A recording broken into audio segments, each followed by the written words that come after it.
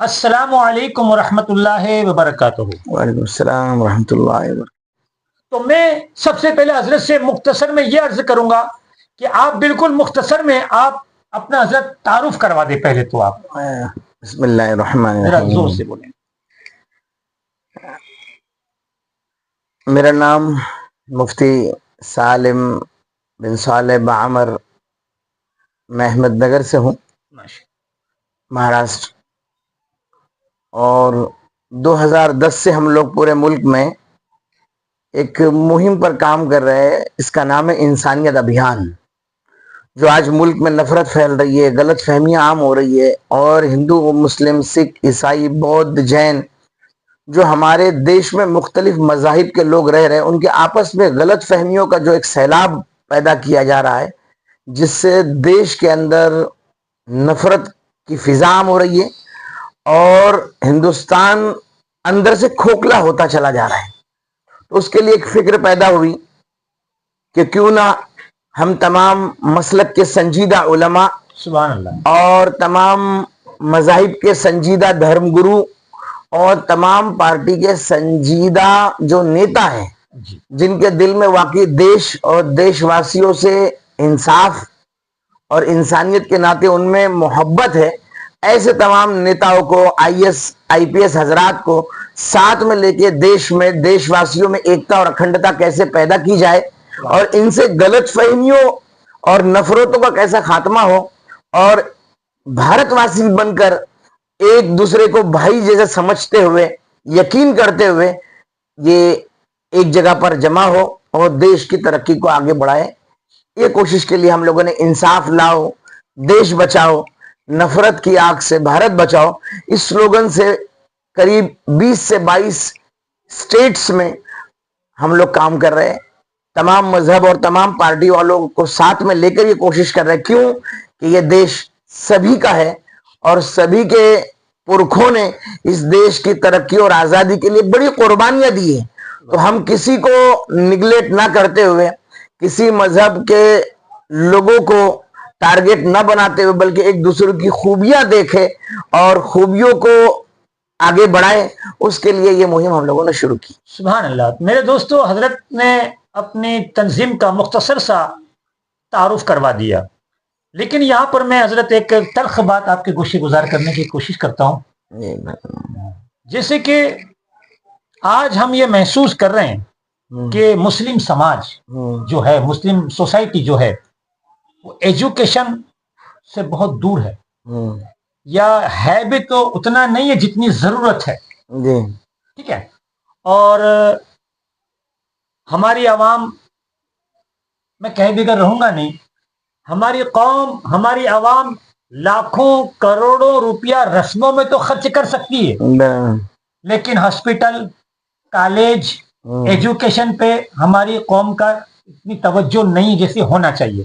اب مجھے عرض یہ کرنا ہے کہ آج سے 35 سال پہلے، ٹھیک ہے، آج ہزاروں لاکھوں میں علماء کرام ہیں، حفاظ کرام ہیں، لیکن ان کے پاس اتنی صلاحیت نہیں ہے کہ وہ کسی مجسٹر سے، کسی وکیل سے یا کسی آفس میں جا کر گورنمنٹ سرونٹ سے گفتگو کر سکے۔ وہ عالم ہیں، مفتی ہیں، حافظ ہیں، قاری ہیں، سب کچھ ہیں، لیکن اتنی صلاحیت نہیں ہے ان کے پاس کہ وہ جا کے کسی مجسٹر سے یا کسی صاحب سے آفس میں جا کے بات کر سکے۔ تو اگر یہ کام 35 سال پہلے ہمارے وڈیروں نے یا ہمارے بڑوں نے، ہمارے بزرگوں نے 35 سال کی دور اندیشی رکھی ہوتی، اور اسی وقت ہمارے ہر اداروں میں دین کے ساتھ دنیا ہوتا۔ جیسے مثال کے طور پر آج ہمارے علماء شرعی لو تو جانتے ہیں، لیکن دیش کے لوگ کیا ہے وہ نہیں معلوم۔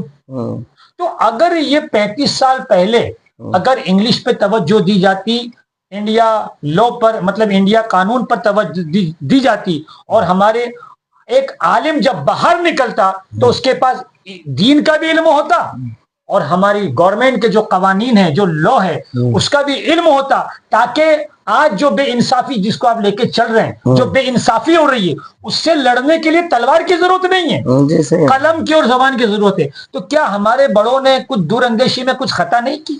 30 سال کے بعد جو بیچ کا جو ہمارا علماء کا جو طبقہ رہا وہ طبقے کے اندر جو وقت کے ساتھ میں جو بیداری ہونی چاہیے تھی اس بیداری میں تو اس میں کوئی شک نہیں ہے کہ تھوڑی سی جو وقت اور حالات کی روش ہے اس کو پہچاننے میں تھوڑی سی غلطی اور غفلت ہوئی ہے. حکومتوں کی بھی غلطی اور غفلت ہوئی کہ وہ لوگوں نے نفرت کو جو چیز پنپا رہی تھی اور اس کو پشت پناہی دے رہی تھی اس کے اوپر حکومت نے بھی مطلب اس کو اتنا خطرہ محسوس نہیں کیا کہ یہ چیزیں اتنی جا کے دیش کے لیے نفرت کا ذریعہ بنے گی. ان کو بھی اس کا اندازہ نہیں تھا. اس چنگاری کو آج وہ بڑا شعلہ بن گیا. لیکن وہ آج جو بھی ظلم ستم ہو رہے ہیں جہاں بھی تو ہمیشہ آپ دیکھا تو ہی جاتا کہ حکومت کی پشت پناہی تو ہوتی ہے. ظاہر بات ہے کہ میں نے بھی آج لگ بھگ 20 سال سے میں ہندو مسلم کے ساتھ اور تمام حکمرانوں کا اور تمام پارٹی والوں کے ساتھ جب اٹھا بیٹھنا میرا مستقل ہے. کم سے کم نہیں بھی تو 2-3 جو IAS IPS میرے دوست ہیں ہندوستان میں.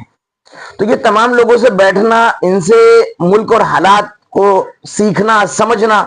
ہم تو طالب علم ہیں موت تک طالب علم. ہمارے نبی نے ہم کو طالب علم بنایا ہے. طلب العلم فرض علی کل مسلم و مسلمہ. ہم تو مفتی اپنی جگہ پہ اللہ کے فضل سے ہم بنے لیکن آئے دن ہمیں ایک نیا سبق ملتا رہتا ہے تو اس سبق سے ہم لوگ سیکھتے رہتے ہیں.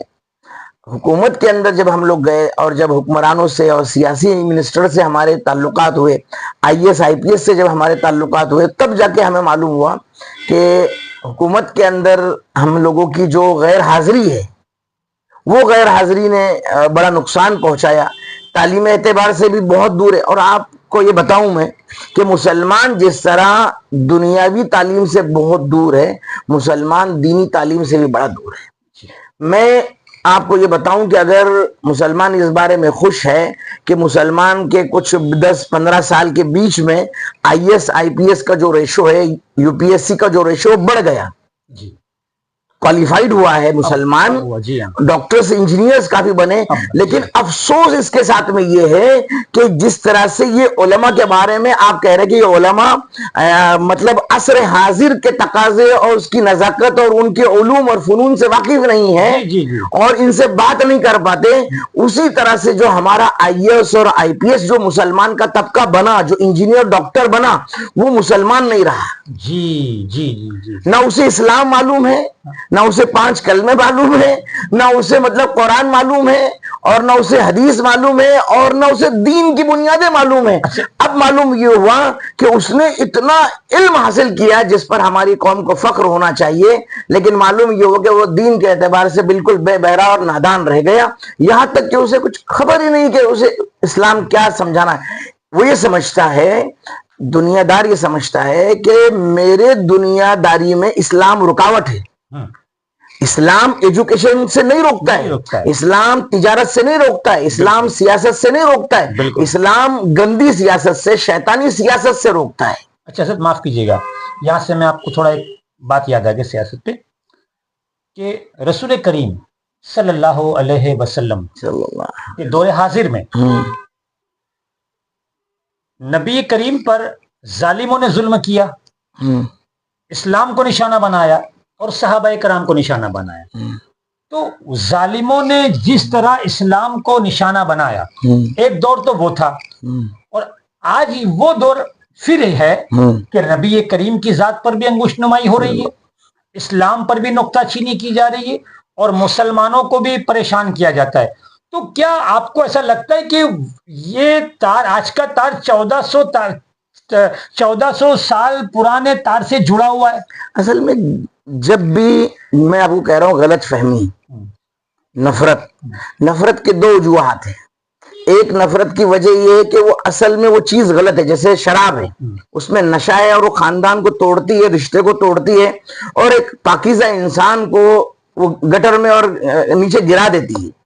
اسی طرح سے ایک وہ چیز ہے کہ غلط فہمی آدمی مطلب کوئی شربت پی رہا ہے اور کوئی اسے شراب پیتا ہوا سمجھے اسے کہتے ہیں غلط فہمی. اور ایک آدمی شراب پی رہا ہے اور لوگ اسے شرابی سمجھے یہ ہے حقیقت.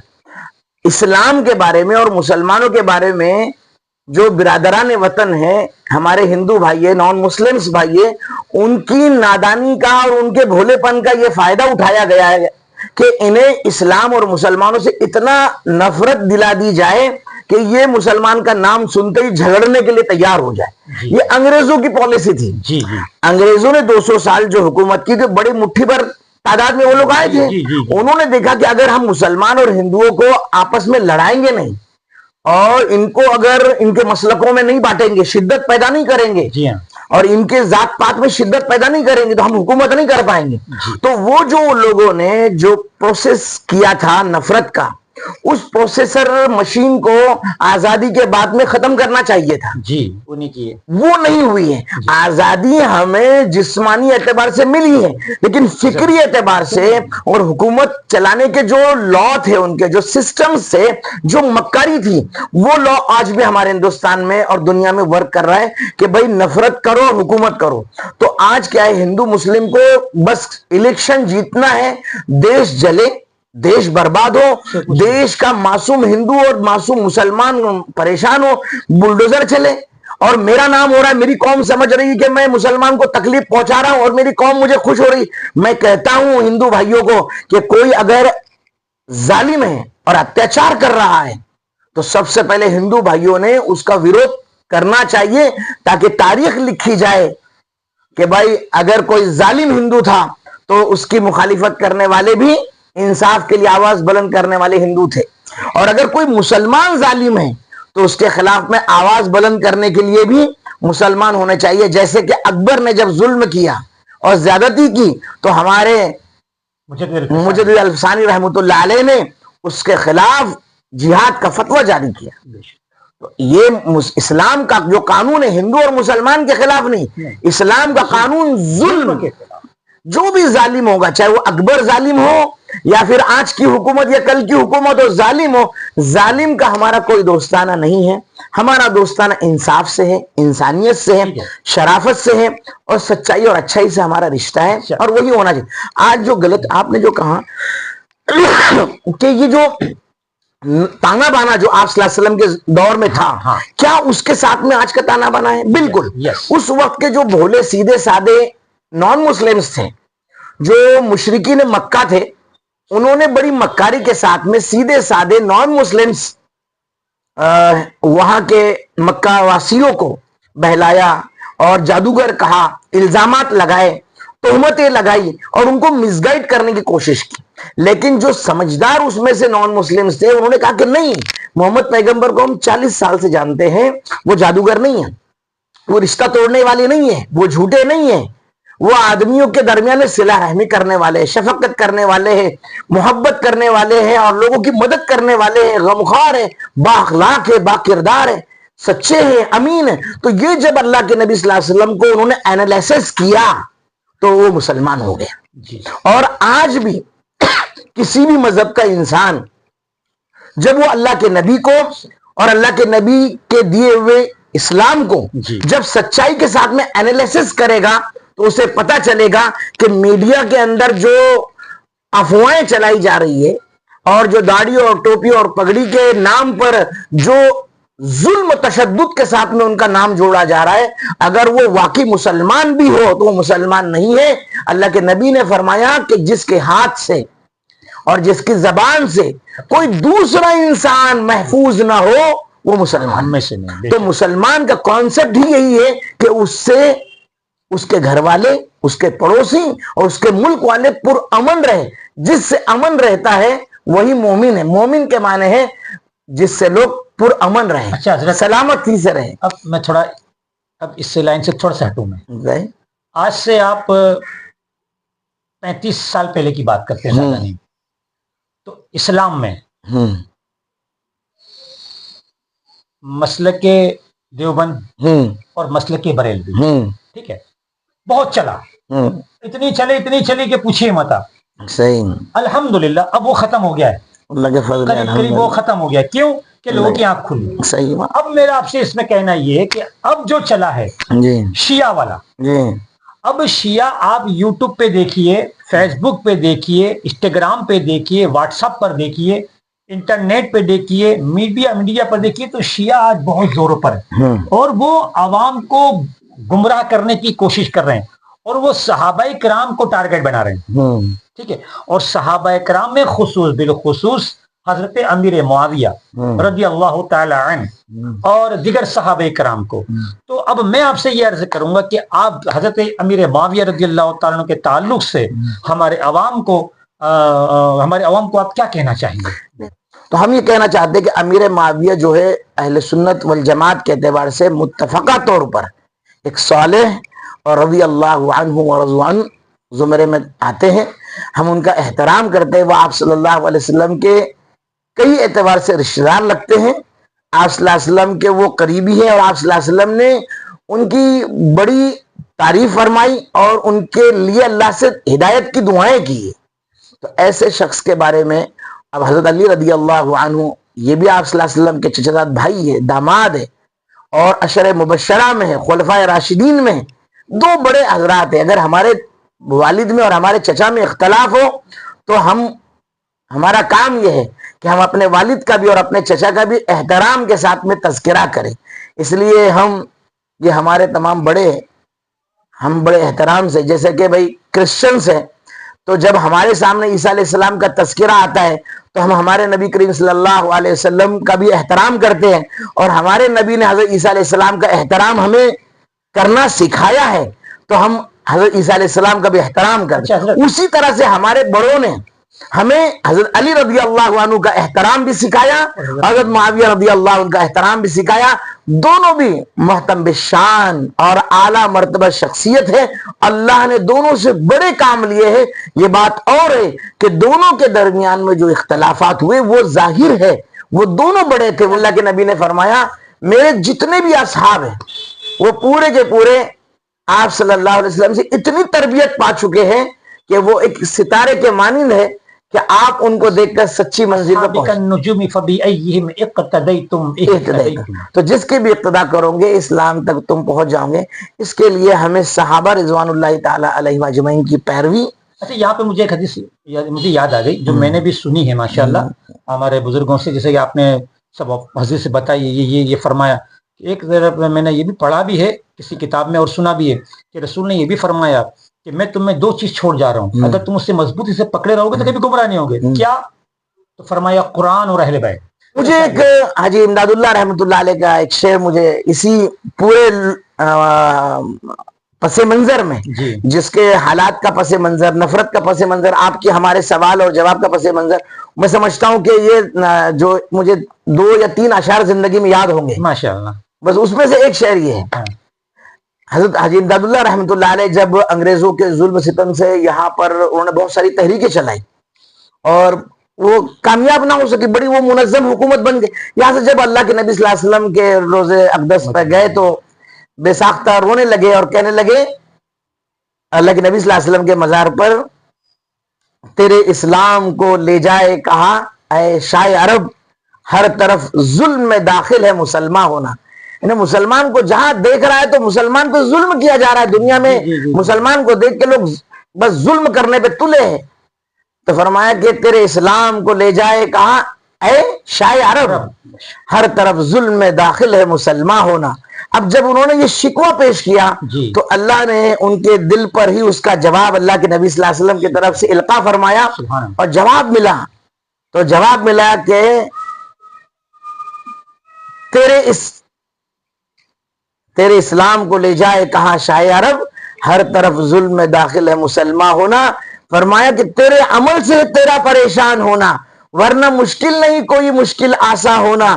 دونوں جہاں پر حکومت ہو تیری اے مسلمان، اگر تو سمجھ جائے تیرا مسلمان ہونا. اس لیے ڈاکٹر اقبال نے کہا کی محمد سے وفا تو نے تو ہم تیرے ہیں، یہ جہاں چیز ہے کیا لوح قلم ہے. دشت تو دشت دریا بھی نہ چھوڑے ہم نے، بحر ظلمات میں دوڑا دیے گھوڑے ہم نے. اور آج بھی ہو گر ابراہیم سا ایمان پیدا، آگ کر سکتی ہے انداز گلستہ پیدا. میرے دوستوں بات بڑی طویل ہو گئی ہے.